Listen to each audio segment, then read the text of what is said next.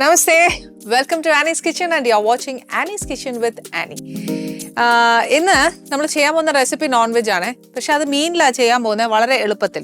ഇതേപോലെ റെസിപ്പി നമ്മൾ ചിക്കനിൽ ചെയ്തിട്ടുണ്ട്. ഇത് എന്തുകൊണ്ട് ഫിഷിൽ കുറച്ച് ഒരു ഡിഫറെൻ്റ് ആയിട്ട് ചെയ്യുന്നതെന്ന് വെച്ചാൽ ഇന്ന് ആനീസ് കിച്ചണിൽ വരാൻ പോകുന്നത് വേറെ ആരുമല്ല, നമ്മുടെ മലയാളികളുടെ എല്ലാവരുടെയും പ്രിയപ്പെട്ട അഖിൽ മാരാറും വൈഫുമാണ് വരാൻ പോകുന്നത്. അപ്പോൾ അഖിലിനെ സംബന്ധിച്ച് പറയുകയാണെങ്കിൽ അഖിൽ ഭയങ്കര ഒരു ഫുഡിയാണ്. അന്നേരം പുള്ളി കഴിക്കാത്ത എനിക്കൊന്നും ഭക്ഷണം ടേസ്റ്റ് ചെയ്യാത്ത പോയി ചെന്ന് സ്വാദുള്ള മിക്ക ഭക്ഷണവും അദ്ദേഹം കഴിച്ചിട്ടുണ്ട്. അപ്പോൾ ഞാൻ വിചാരിച്ചു എന്നത്തിനാ എപ്പോഴും നമ്മൾ ചെയ്യുന്ന ഒരു സെയിം സാധനം ചെയ്യുന്നവർ കുറച്ച് ഡിഫറെൻ്റ് ആയിട്ട് ചെയ്തു നോക്കാം. അങ്ങനെ തീരുമാനിച്ചതാ ഈ ഒരു എന്താ പറയുക ഫിഷിൻ്റെ ഐറ്റം. ഇത് ഒത്തിരി എളുപ്പമാണ്. ഇത് എളുപ്പം എന്ന് പറഞ്ഞു കഴിഞ്ഞാൽ നമുക്ക് പെട്ടെന്ന് ഒത്തിരി ജോലിയൊക്കെ ചെയ്ത് മടി പിടിച്ചിരിക്കുന്ന നേരത്താണെങ്കിൽ ഏറ്റവും എളുപ്പത്തിൽ ചെയ്യാവുന്ന ഏറ്റവും ഡെലീഷ്യസ് ആയിട്ടുള്ള ഒരു ഫിഷിൻ്റെ ഒരു ഐറ്റമായത്. പക്ഷെ ഇതിൻ്റെ പേരൊന്നും എന്നോട് ചോദിക്കരുത്, ഇതൊരു പരീക്ഷണം മാത്രമായിരുന്നു. എന്നാലും ഇതൊരു പേര് കണ്ടുപിടിക്കണമെന്ന് ചോദിച്ചാൽ നമുക്ക് അഖിലിനോട് തന്നെ ചോദിക്കാം അല്ലേ. അപ്പോൾ എൻ്റെ ഫസ്റ്റിന് വേണ്ടിയ കാര്യങ്ങൾ എന്താണെന്ന് വെച്ചാൽ ഇതിനകത്ത് മെയിനായിട്ട് ഉപയോഗിക്കുന്നത് കുറച്ച് റിച്ച് ആണോ എന്ന് ചോദിച്ചാൽ കുറച്ചൊരു റിച്ച് ആയിട്ടുള്ളൊരു ഡിഷായത്. അതിന് വേണ്ടിയ സാധനങ്ങൾ ഫസ്റ്റ് കുറച്ച് ഒലീവ് ഓയിൽ. ഓപ്ഷൻസ് ഞാൻ തരാം. ഒലീവ് ഓയിൽ ഇല്ലെന്നുണ്ടെങ്കിൽ നമുക്ക് സാധാ റിഫൈൻഡ് ഓയിലായാലും ഉപയോഗിക്കാം. പിന്നെ വേണ്ടിയത് കുറച്ച് ബട്ടറാ. ഉപയോഗിക്കുന്നത് ഏത് ബട്ടറാണോ അതനുസരിച്ച് നമ്മുടെ കറിയിൽ ഉപ്പ് കുറച്ചോണം. പിന്നെ വേണ്ടിയത് കുറച്ച് കുരുമുളക് പൊടി. ഇത് കുറച്ച് നെമ്മീനാണ് മേടിച്ചേക്കുന്നത്. ഇത് ഫിഷ് ഫിംഗറൊക്കെ നമ്മൾ കട്ട് ചെയ്യില്ലേ എന്ന് പറയുന്ന പോലെ ആ ഷേപ്പിനാണ് കട്ട് ചെയ്തേക്കുന്നത്. അതല്ല സാൽമൺ കിട്ടുവാണെങ്കിൽ അത് മേടിച്ചാൽ മതി, ഇല്ലെങ്കിൽ ഇത് മതി. ഇതല്ലെങ്കിൽ ദിശ കെട്ടിയുള്ള ഏത് മീനായാലും മതി. പിന്നെ വേണ്ടിയത് കുറച്ച് വെളുത്തുള്ളി. അത് ഒരു വലിയ വെളുത്തുള്ളിയില്ലേ, അന്നേരം അതിനാണേലും ഒരു 3 കഷ്ണമൊക്കെ എടുത്തേച്ചാൽ മതി. പിന്നെ വേണ്ടിയത് കുറച്ച് ചെറിയ ഉള്ളി. ചെറിയ ഉള്ളി ഒരുപാടൊന്നും വേണ്ട, ഒരു 2-3 മാക്സിമം മതി. ഇത് കുറച്ച് ചെറി ടൊമാറ്റോസാണ്. ഈ ചെറി ടൊമാറ്റോ തന്നെ വേണമെന്നില്ല, സാധാ ടൊമാറ്റോ ആയാലും മതി. പക്ഷേ ചെറി ടൊമാറ്റോ ആണെങ്കിൽ അത് നമ്മൾ കിടക്കുന്ന കാണാനായിട്ട് ഒരു ഇച്ചിരി ഭംഗിയാണ്. പിന്നെ വേണ്ടിയത് കുറച്ച് സ്പിനാച്ച. ഇത് ബേബി സ്പിനാച്ചാണ് മേടിച്ചേക്കുന്നത്. വലിയ സ്പിനാച്ച ആണെന്നുണ്ടെങ്കിൽ ഒന്ന് വെള്ളത്തിലിട്ടൊന്ന് തിളപ്പിച്ചെടുക്കുമ്പോൾ അതും നല്ലതാണ്. അത് കിട്ടുകയാണെങ്കിൽ അത് ചെയ്താൽ മതി. ഇനിയിപ്പോൾ ബേബി സ്പിനാച്ച് ഒന്നും കിട്ടിയില്ല എന്നുണ്ടെങ്കിൽ നമ്മുടെ സാധാ ചീരയില്ലേ, ആ ചീര ചേർത്താലും മതി. പിന്നെ വേണ്ടിയത് കുറച്ച് വറ്റൽമുളക് പൊടിച്ചത്. അപ്പോൾ ഇനി വേണ്ടിയത് കുറച്ച് ഫ്രഷ് ക്രീമാണ്. ഈ ഫ്രഷ് ക്രീമിന് പകരം ഞാൻ എന്ത് പറയാനെന്നുള്ള എനിക്ക് സത്യം പറഞ്ഞാൽ ഓപ്ഷൻ ഇല്ല. പക്ഷെ എന്നാലും ഫ്രഷ് ക്രീം മേടിക്കുന്ന ഏറ്റവും നല്ലത്. പിന്നെ വേണ്ടിയത് കുറച്ച് ചീസാണ്. ചീസ് പലതരമുണ്ട്. അത് നമുക്ക് ഏതാന്ന് വെച്ചാൽ എല്ലായിടത്തും അവൈലബിൾ ആണ്. അപ്പം ഇതൊരു ശരിക്കും പറഞ്ഞാൽ ഒരു ചീസ് മിൽക്ക് പ്രോഡക്ട്സ് ആയിട്ട് കൂടുതൽ ഉണ്ടാക്കുന്ന ഒരു ഡിഷാണ്. പിന്നെ ഇത് കുറച്ച് പാസ്ലയാണ്. അത് ഫ്രഷ് ആവാം, ഡ്രൈ ആവാം, നമ്മുടെ കയ്യിൽ കിട്ടുന്ന ഏതാന്ന് വെച്ചാൽ അതേപോലെ. ഞാനിപ്പോൾ പറഞ്ഞില്ലേ, എപ്പോഴും പറയുന്ന പോലെ മിക്സ്ഡ് ഹെർബ്സും ക്രീമും ഇതും മതി. ഏതാ ചീസും. ഇത് 3 ഉണ്ടെങ്കിൽ ഫോറിൻ ഡിഷസ് ഇഷ്ടം പോലെ ഉണ്ടാക്കാൻ നോക്കും.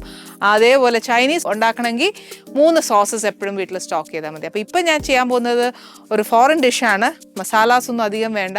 ഇപ്പോൾ ഫസ്റ്റ് എന്നാ ചെയ്യുന്നതെന്ന് വെച്ചാൽ നമുക്ക് ആദ്യം അടുപ്പൊന്ന് കത്തിച്ച് ചീനച്ചട്ടി ഒന്ന് ചൂടാവട്ടെ. ഇതിനകത്തോട്ട് ഞാൻ എന്നാ ചെയ്യാൻ പോകുന്നത്, ഫസ്റ്റ് നമ്മുടെ മീനൊന്ന് മാരിനേറ്റ് ചെയ്യണേ. ഒരുപാട് ബഹളവും അങ്ങനത്തെ കാര്യങ്ങളൊന്നുമില്ല. കുറച്ച് ഉപ്പ്, കുറച്ച് കുരുമുളക്, മീൻ, ഇത്രയേ ഉള്ളൂ. ഉപ്പുള്ള ബട്ടറാണോ, അതുകൊണ്ട് കുറച്ച് ഉപ്പേ ഇടുന്നുള്ളൂ. ഇതിൻ്റെ കൂടെ കുറച്ച് കുരുമുളക്. ഒത്തിരി അങ്ങ് ഇടണ്ട, കാര്യം നമ്മൾ ഗ്രേവിയിലും കൂടെ ഇച്ചിരി ഇടാനുള്ളതാണ്. ഈ മീനിന് പിടിക്കാനുള്ള ഉപ്പും കുരുമുളകും.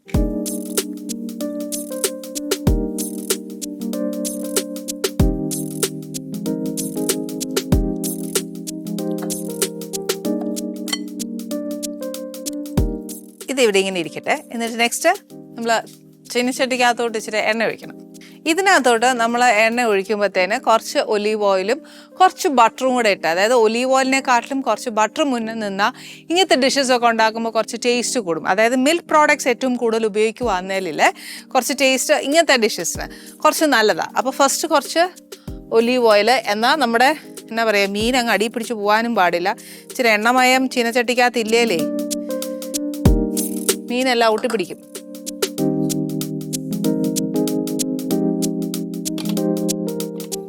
അതിൻ്റെ കൂട്ടത്തിൽ ഒരു ഇച്ചിരി ബട്ടറും.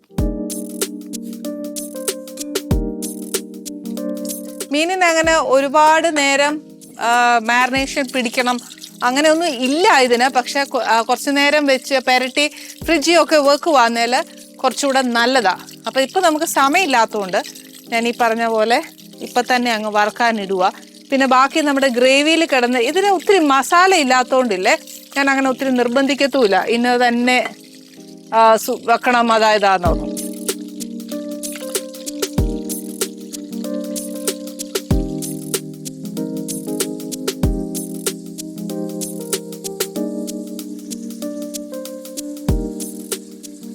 ഓക്കെ, മീനിന്റെ ഈ വറക്കുന്ന പരുവെന്ന് പറഞ്ഞാൽ നമ്മൾ മീൻ വറക്കില്ല, ചോറിനൊക്കെ മീൻ വറക്കുന്ന പോലെ ഒന്നും ആവത്തില്ല. ഈ പറഞ്ഞ പോലെ ലൈറ്റ് ബ്രൗൺ ആവണം രണ്ട് സൈഡും, അത്രേ ഉള്ളൂ.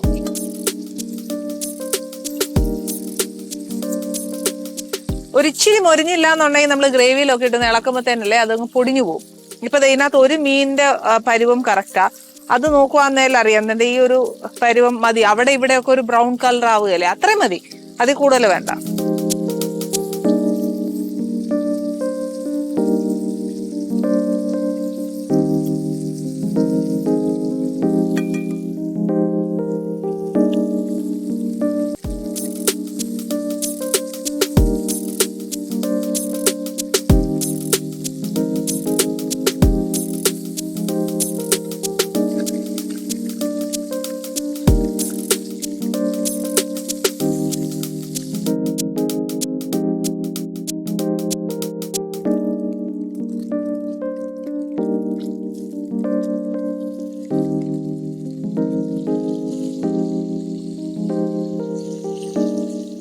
ഇതിന്റെ ബാക്കി അങ്ങ് ഫ്രിഡ്ജിൽ വെക്കുക. കാര്യം എന്നാന്ന് വെച്ചാൽ ഇതൊരു മുള്ളിന്റെ കഷ്ണം, അപ്പൊ അത് ഇതിനകത്ത് ഇട്ടാൽ ശരിയാവുകയില്ല. ബാക്കി കറി വെക്കാം.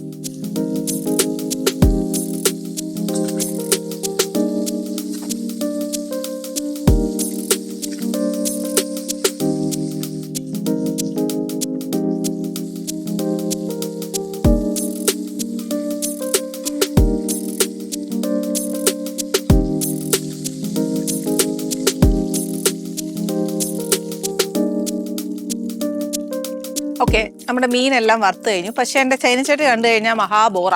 എന്നാന്ന് വെച്ചാൽ മുഴുവൻ കരിഞ്ഞ് പറഞ്ഞ് കിടക്കുക. അന്നേരം ഈ ഇതിലോട്ട് നമ്മൾ തന്നെ ബാക്കി ഇൻഗ്രീഡിയൻസ് ഇടുവാന്നേൽ ഈ കരിച്ചവയും കൂടെ നമ്മുടെ ആ ഫുൾ ഗ്രേവിയിലുണ്ടാവും. അതുകൊണ്ട് ഞാൻ എന്നാ ചെയ്തു, പാത്രം അങ്ങ് മാറ്റി. എന്നേ അതിനകത്തിരുന്ന എണ്ണ ഞാൻ പുതിയൊരു പാനിലേക്ക് ഒഴിച്ചു. ഇനി എന്നാ ചെയ്യാൻ പോകുന്നതെന്ന് വെച്ചാൽ ഈ ചൂട് ആയിട്ടിരിക്കുന്ന എണ്ണ തന്നെ അതിനകത്തോട്ട് ഞാനൊരു ഇച്ചിരി വെളുത്തുള്ളി, അതായത് ഞാൻ പറഞ്ഞില്ല 1-2 വെളുത്തുള്ളി, വലിയ മുഴുത്ത വെളുത്തുള്ളി ആണെങ്കിൽ 1-2 എണ്ണം ഇതേപോലെ കുഞ്ഞായിട്ട് അരിഞ്ഞ് ഇടുക. ഈ വെളുത്തുള്ളി ഒന്ന് മൂക്കാനായിട്ട് വേണമെങ്കിൽ ഞാൻ ഒരു ഇച്ചിരി ബട്ടർ കൂടി ഇടുക. ഇനി അധികം ഒലിവ് ഓയിൽ ഉപയോഗിക്കുകയല്ല, ബട്ടർ മാത്രം. ഇതിനകത്തോട്ട് തന്നെ അതേപോലെ ചെറിയ ഉള്ളി ഒരുപാട് ഇടുകയല്ല, കുറച്ചേ ഇടത്തുള്ളൂ, 1-2. ഇത് ഞാനിപ്പോൾ ഒന്ന് കാണിക്കാൻ വേണ്ടി ഇത്രയും അരിഞ്ഞതേ ഉള്ളൂ, അത്രയും വേണ്ട.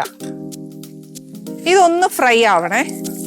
അതായത് ആ വെളുത്തുള്ളിയുടെയും ആ ഉള്ളിയുടെയും ഒരു റോ ടേസ്റ്റ് ഉണ്ടല്ലോ, അതൊന്നും മാറിയില്ല എന്നുണ്ടെങ്കിൽ നമ്മുടെ കറിക്ക് മുഴുവനും ആ ടേസ്റ്റ് ആയി. ഇത് കഴിക്കേണ്ട കോമ്പിനേഷൻ ബെസ്റ്റ് ബട്ടർ റൈസ് ആണ്. അതിൻ്റെ കൂടെ നല്ലതാ, പിന്നെ ഗാർലിക് ബ്രെഡിൻ്റെ കൂടെ നല്ലതാ, അങ്ങനത്തെ കുറെ കോമ്പിനേഷൻസ് ഇല്ലേ, അതാ ഏറ്റവും നല്ല ടേസ്റ്റ്. നമ്മൾ ഇതിനകത്ത് ഈ എണ്ണയിൽ ഇടുമ്പോഴത്തേക്ക് വെളുത്തുള്ളിയുടെ ഒരു മണം വരും, ഉള്ളിയുടെ ഒരു മണം വരും. ആ മണം ഒന്ന് മാറിക്കഴിയുമ്പോണ്ടല്ലോ അതാ അതിൻ്റെ ഒരു പരുവം. അല്ലാതെ മറ്റേ പച്ച വെളുത്തുള്ളിയുടെയും ആ ചെറിയ ഉള്ളിയുടെയും ഒരു മണമില്ലേ, ആ മണം ഒന്ന് മാറണം. എന്നാൽ ഇത് അധികം മൂത്ത് പോകാനും പാടില്ല. ആ ഒരു പരുവാകുമ്പോഴത്തേക്ക് കുറച്ച് ടൊമാറ്റോ,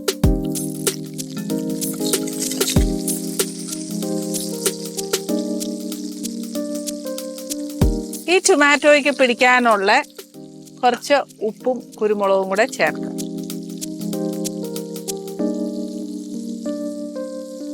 തീ ഒരല്പം കുറച്ചോളൂ. ബട്ടറിന് ഉപ്പുണ്ട്, എന്നാലും ഒരു ശകലെ.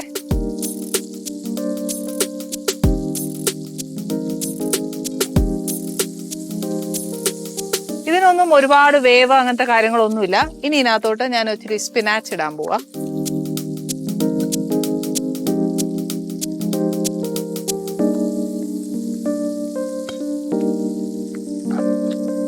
സ്പിനാച്ച് ശരിക്കും പറഞ്ഞാൽ അതിനകത്ത് കിടന്നങ്ങ് ചുരുങ്ങിക്കോളും. അത് വഴറ്റി അങ്ങ് ആക്കൊന്നും വേണ്ട. എപ്പോഴും ഇത്രയും കാര്യങ്ങൾ ചെയ്യുമ്പോഴത്തേന്, അതായത് വെളുത്തുള്ളി ഒന്ന് മൂത്ത് തുടങ്ങി കഴിയുമ്പോഴത്തേക്ക് എപ്പോഴും തീ നല്ല കുറച്ചിട്ട് വേണം ബാക്കി ഇൻഗ്രീഡിയൻസ് ചേർക്കാനേ. ഇനി ഇതിനകത്തോട്ട് നമ്മൾ കുരുമുളക് ചേർത്തിട്ടുണ്ട്. നെക്സ്റ്റ് എരിവ് എന്ന് പറയുന്നതാണ് ഈ റെഡ് ചില്ലി ഫ്ലേക്സ്, അതായത് നമ്മുടെ വറ്റൽമുളക് പൊടിച്ചത്. അത് ആവശ്യമുള്ളത് എത്രയാന്ന് വെച്ചാൽ നമ്മുടെ എരിവിനനുസരിച്ച്. കുരുമുളകിന്റെ എരിവ് അറിയാലോ, അല്ലാതെ എരിവ് വരുന്നത് ഇത് മാത്രമേ ഉള്ളൂ. ഇനി ഇതിനകത്തോട്ട് ഞാൻ ഫ്രഷ് ക്രീം ചേർക്കാൻ പോകും.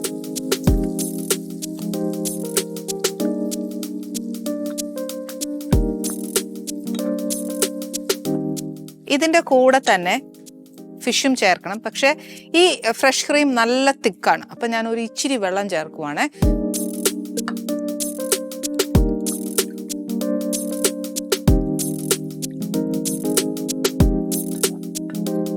തീ ഒട്ടും കൂട്ടിയിട്ടില്ല, ലോ ഫ്ലെയിമിൽ തന്നെയാ. ഇനി വേണ്ടത് ഇതിനകത്തോട്ട് നമ്മുടെ ഈ ഫിഷ് അങ്ങ് ചേർക്കുക. അതിൻ്റെ വറുത്ത എണ്ണ, അതിൻ്റെ വെള്ളം എല്ലാം ഇല്ലേ, അതെല്ലാം.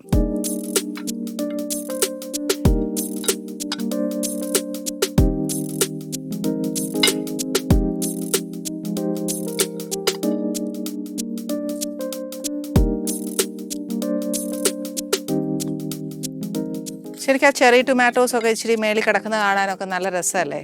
ഇതിന്റെ കൂട്ടത്തിലാന്നു ചീസ് ഇടണം. അപ്പൊ ചീസ് കുറച്ച് നമുക്ക് സ്ലൈസ് ചെയ്തിടാവേ.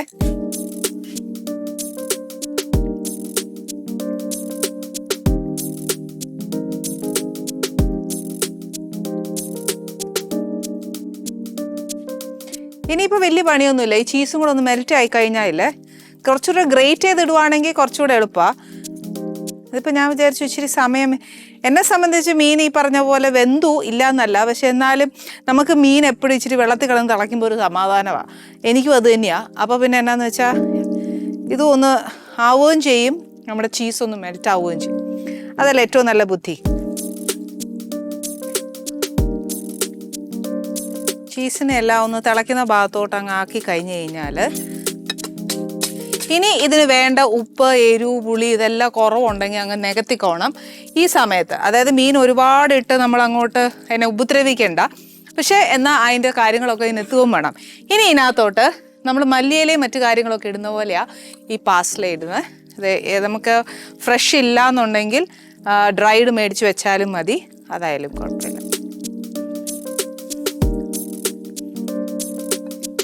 എല്ലാ കറികളും ടേസ്റ്റ് ചെയ്ത് ഇപ്പോൾ എബ്രോഡും ഒക്കെ ആക്കില്ല, എല്ലായിടത്തും പോയിട്ടുണ്ട്. പക്ഷേ ഈ കറിയും ചിലപ്പോൾ കഴിച്ചിട്ടുണ്ടാവും. പക്ഷേ നമ്മുടെ ആനീസ് കിച്ചണിലെ കറി ഇതാണ്. അപ്പോൾ ഇനി പരിപാടികളൊന്നുമില്ല. ഇതിൻ്റെ ഉപ്പും എരിവും പുളിയും എല്ലാം ഒന്ന് പിടിക്കുക. ഉപ്പ്, എരിവ്, പുളിക്ക് ഈ പറഞ്ഞ പോലെ ടൊമാറ്റോസ് മാത്രമേ ഉള്ളൂ. ഉപ്പ് ബട്ടറുണ്ട്, അല്ലാതെ ഉപ്പ് ചേർക്കുന്നുണ്ട്, അപ്പോൾ ശ്രദ്ധിച്ചോണം. നെക്സ്റ്റ് എന്നാന്ന് വെച്ചാൽ എരിവ്, ചില്ലി ഫ്ലേക്സും കുരുമുളക് പൊടിയും മാത്രമേ ഉള്ളൂ. ഭയങ്കര സ്പൈസി അല്ല, ഇതൊരു മൈൽഡ് സ്പൈസിനെസ്സേ ഉള്ളൂ. അതുകൊണ്ട് അതും ശ്രദ്ധിച്ച് നമ്മുടെ ഏറ്റക്കുറച്ചുകൾ എന്നാന്ന് വെച്ചാൽ ചേർത്തോണം. ഇത്രയേ ഉള്ളൂ ഇതിൻ്റെ പരിപാടി. ഇനി മീൻ ഇച്ചിരി വെള്ളത്തിൽ കിടന്ന് തിളയ്ക്കുന്ന ഒരു സമാധാനം എനിക്കും കൂടെ വേണമല്ലോ. അതുകൊണ്ട് ഇച്ചിരി നേരം അതും ഒന്ന് തിളച്ച് അതും സെറ്റാവും. ഏറ്റവും നല്ലത് ഇങ്ങനെ പ്രസൻറ്റ് ചെയ്യുന്നതാണ് ഏറ്റവും നല്ലത്. പക്ഷെ അപ്പോൾ അവർ വിചാരിക്കും ഞാൻ ചീനച്ചട്ടിയോട് കൂടിക്കൊണ്ട് മുമ്പിൽ വെച്ചെന്ന്. അതും മര്യാദകടല്ലേ. അന്നേരം പിന്നെ നമുക്കൊന്ന് പ്രസൻറ്റ് ചെയ്യാൻ ഇച്ചിരി സമയം വേണം. മാത്രമല്ല കൂടുതൽ വിശേഷങ്ങളുമായിട്ട് അഖിൽ മാരാറുമായിട്ട് നമുക്ക് കാണാം.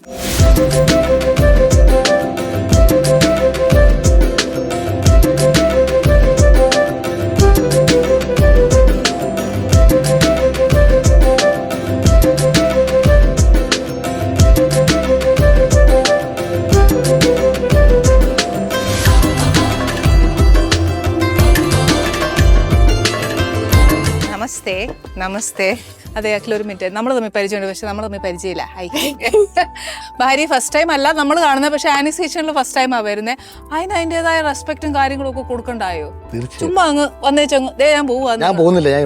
നല്ലത്, കറക്റ്റ്. ഏറ്റവും ആദ്യം പറയാൻ എന്നാന്നറിയോ, ഈ ഡ്രസ്സൊക്കെ എവിടെ നിന്ന് ചെയ്യിപ്പിക്കുന്നത്? ഇത് ചെയ്യിപ്പിച്ചല്ലേ ചേച്ചി, ഇത് ഞാനിങ്ങനെ ഓൺലൈനിലൊക്കെ കാണുമ്പോൾ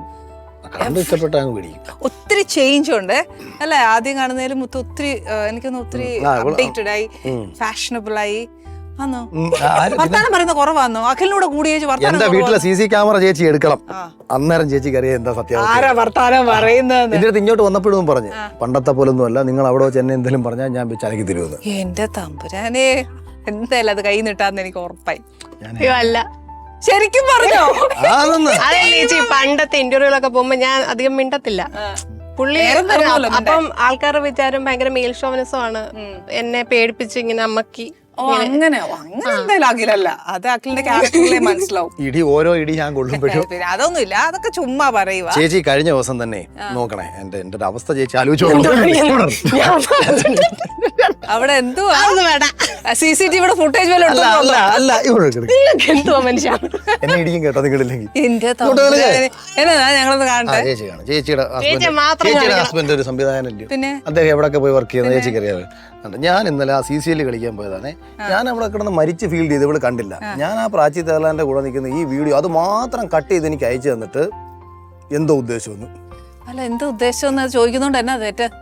അത് ശരി, എന്നാ തെറ്റ്? ഭാര്യ ഒരു ഇച്ചിരി പൊസസീവ് ആയെന്ന് പറഞ്ഞ അല്ലേ? ഇത് ആണുങ്ങൾ കാര്യം ചോദിച്ചോട്ടെ, ഞാനൊരു കാര്യം ചോദിച്ചോട്ടെ. ഇപ്പൊ ഭാര്യ ചോദിച്ചാൽ ഒരു തെറ്റുമില്ല. കാര്യം എന്നാന്ന് വെച്ചാൽ പെട്ടെന്ന് നിൽക്കുമ്പോ ഒരു ഭാര്യക്ക് തോന്നാവുന്ന ഒരു കാര്യമാ. അത് തന്നെ എന്നാ തെറ്റാണ്? എന്നാ ഉദ്ദേശം? ഓരില്ല, എന്റെ അടുക്കള വന്നിട്ട് എന്നോട് എണീക്കാനോ? പക്ഷെ ഞാൻ സപ്പോർട്ട് ചെയ്യും, ഉള്ള കാര്യം ഞാൻ പറയാലോ. ഭയങ്കര പൊസസീവാ, ഭയങ്കര ഇഷ്ടം കൂടിയിട്ട് ആ ഒരു ചോദ്യം. അതുകൊണ്ടാണ് സാർ അഭിനയിക്കാത്തത്. സാർ അഭിനയിക്കാനോ? അഭിനയിക്കാൻ ചേച്ചി വിടാത്തയാണോ? സാർ അഭിനയിക്കാനോ?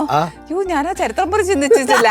അല്ലെങ്കിൽ തന്നെ ഏട്ടന് ഒരു സ്റ്റേജിൽ കയറിയിട്ട് ഒന്ന് വർത്താനം പറയാൻ പറഞ്ഞ ഏട്ടന് കൈകാലം വിറയ്ക്കും. അന്നേരം ഏട്ടൻ ബെസ്റ്റ് ഡയറക്ടേഴ്സ് മിണ്ടാറില്ല, പണി അറിഞ്ഞുകൂടാത്ത സംവിധായകന്മാരെ മിണ്ടും. എന്നെയൊക്കെ കണ്ടിട്ടില്ല, ബുദ്ധിയുള്ളവരെ കൂടുതൽ മിണ്ടില്ല. അക്ഷരം മിണ്ടാറില്ലല്ലോ. അല്ല, ഈ പറഞ്ഞതിന്റെ ഇടയ്ക്ക് സംവിധായം എന്നൊക്കെ പറഞ്ഞല്ലോ, അതിനല്ലേ ഇറങ്ങി എന്നായി? സത്യസന്ധമായി പറഞ്ഞാൽ സിനിമയുടെ ഇപ്പോഴത്തെ ഒരു പോക്ക് നമുക്ക് അങ്ങോട്ടൊരു സേഫ് സോണിലല്ലോ. ഫിനാൻഷ്യലി ഉള്ള നമ്മുടെ സിനിമയ്ക്കുള്ളിൽ നിന്നുള്ളൊരു സ്റ്റെബിലിറ്റി അത്ര നമുക്ക് സേഫ് അല്ല. അപ്പം ഞാൻ വിചാരിച്ചു വർക്കുകൾ വരുന്നുണ്ട്, മറ്റ് പ്രോഗ്രാംസ് വരുന്നുണ്ട്, അപ്പോൾ നമുക്ക് മന്ത്ലി പണ്ട് സാമ്പത്തികമായിട്ട് നമ്മൾ ഭയങ്കര മോശം അവസ്ഥയെന്നല്ലേ ഞാൻ ബിഗ് ബോസിൽ പോകുന്നത്. തിരിച്ചു വരുന്ന സമയത്ത് ഇപ്പോൾ ഇവരും പിള്ളേരും ഒക്കെ സേഫ് ആവുന്ന ഒരു പൊസിഷനാണല്ലോ നമ്മൾ ഇമ്പോർട്ടൻസ്. അപ്പം ഞാൻ വിചാരിച്ചു എത്ര നാൾ ഇതിൽ നിന്ന് ഉള്ള വരുമാനങ്ങൾ കിട്ടുന്നു, ചിലപ്പോൾ നാളെ ഒരു സമയത്ത് ഡയറക്ടർ എന്ന് പറഞ്ഞാൽ എനിക്ക് എപ്പോൾ വേണമെങ്കിലും ഇറങ്ങാം. ഒരു നല്ല സബ്ജക്റ്റ് മാത്രം നമുക്ക് കിട്ടിയാൽ മതി. ബന്ധങ്ങൾ ഉണ്ടായതുകൊണ്ട് എപ്പോൾ വേണമെങ്കിലും ഏതൊരു ആർട്ടിസ്റ്റിനോട് പറഞ്ഞാലും അവരെല്ലാവരും എൻ്റെ അടുത്ത് പറഞ്ഞിട്ടുണ്ട് എപ്പോഴായാലും നമുക്ക് പടം ചെയ്യാം. അപ്പം അഡ്വാൻസുകളും കിട്ടിയിട്ടുണ്ട്. പക്ഷേ അതിനുവേണ്ടി ഇറങ്ങാൻ എനിക്ക് മാനസികമായിട്ട് പറ്റാത്തതിൻ്റെ ബുദ്ധിമുട്ട് ഈ തിരക്കുകൾ ഇങ്ങനെ വരുന്നോണ്ടിരിക്കും. ഇപ്പോഴും ഞാൻ വെപ്രോളം കാണിച്ചത് ഇവിടുന്ന് പടുത്ത ഒരു പരിപാടി ഉണ്ടായതുകൊണ്ട് ഇപ്പൊ നാളെ മോർണിംഗ് കോയമ്പത്തൂർ ഇല്ല നിർത്തി, ഞാൻ നിർത്തി, മറ്റേ പരിപാടി ക്യാൻസൽ ചെയ്തു. ഡയറക്ഷൻ ഫീൽഡ് കുറച്ച് ദിവസത്തേക്ക് അല്ലെന്ന് വെച്ചാൽ അത് 100% എൻ്റെ ഒരു ആഗ്രഹമാണ്, ഒരു നല്ല തിയേറ്ററിക്കലി ഹിറ്റ് ആവുന്ന ഒരു സിനിമ ചെയ്യണം. പക്ഷേ സബ്ജക്റ്റിനാണല്ലോ ഇപ്പോഴത്തെ ഏറ്റവും വലിയ പ്രാധാന്യം. അപ്പോൾ അത്തരത്തിൽ നമ്മളൊക്കെ അങ്ങോട്ട് ഇത് ചെയ്യണം എന്ന് തോന്നുന്ന ഒരു തൃപ്തികരമാവുന്ന ഒരു സബ്ജക്റ്റ് വന്ന് ലോക്കാവുന്നില്ല. അതിങ്ങനെ നീണ്ട് പോയിക്കൊണ്ടിരിക്കും. റീസെൻ്റ് ആയിട്ടൊരു പരിപാടി വന്നിട്ടുണ്ട്, ചിലപ്പം അത് അങ്ങ് മുന്നോട്ട് നീക്കും. ദൈവം അനുഗ്രഹിക്കട്ടെ. അതിന്റെ കൂടെ ഇടയ്ക്ക് രാഷ്ട്രീയത്തിൽ കയറി ഒന്ന് കൈവച്ചല്ലോ.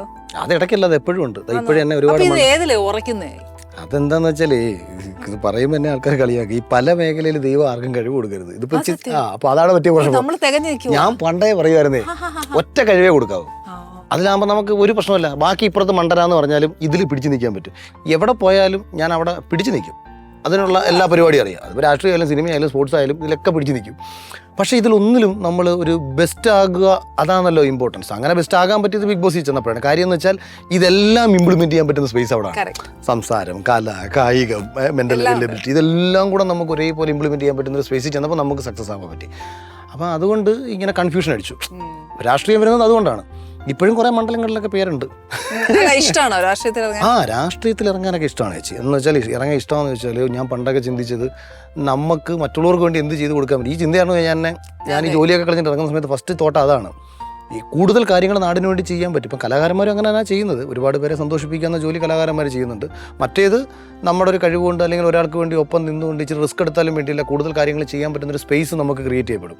അപ്പം നമ്മൾ ഒരാൾ ഭൂമിയിൽ ജീവിച്ചിരിക്കുന്നത് കൊണ്ട് ഒരുപാട് പേർക്ക് പ്രയോജനപ്പെടുന്ന ഒരു അവസ്ഥ ഈശ്വരൻ നമുക്ക് ഉണ്ടാക്കി തന്നാൽ അതിന് സ്പേസ് ഒരുക്കുന്ന അതിനുള്ള തന്റെ മക്കളിലുണ്ട്. ഉള്ള കാര്യം ഉള്ളതുപോലെ തുറന്നു പറയാനുള്ള ഒരു ചങ്കൂറ്റം തീർച്ചയായിട്ടും മക്കളിലുണ്ട്. അവിടെ രാഷ്ട്രീയത്തിലായാലും പേടിക്കാനില്ല. അല്ല അങ്ങനെ അത് ഞാൻ ജഗദീശ്വരനെ ഇടയ്ക്ക് ഞാൻ വിളിച്ചായിരുന്നു. അപ്പം ജഗദീഷേട്ടനും നേരത്തെ രാഷ്ട്രീയത്തിൽ ഒന്നും വന്നായിരുന്നല്ലോ. അപ്പം ജഗദീഷേട്ടനും പറഞ്ഞു ജഗദീഷേട്ടന് അത് വർക്കല്ല, കാര്യം അദ്ദേഹം കുറച്ചുകൂടെ ഒരു പക്ഷെ അഖില് കുഴപ്പമില്ല, അഖിലിനെ പോലൊരാൾക്ക് വഴങ്ങും. ശരിക്കും വഴങ്ങും. കാര്യം ബോധേഡ് അല്ല അല്ലേ? അതുകൊണ്ട് വല്ല ദോഷങ്ങളും പേടിച്ചിട്ടുണ്ടോ?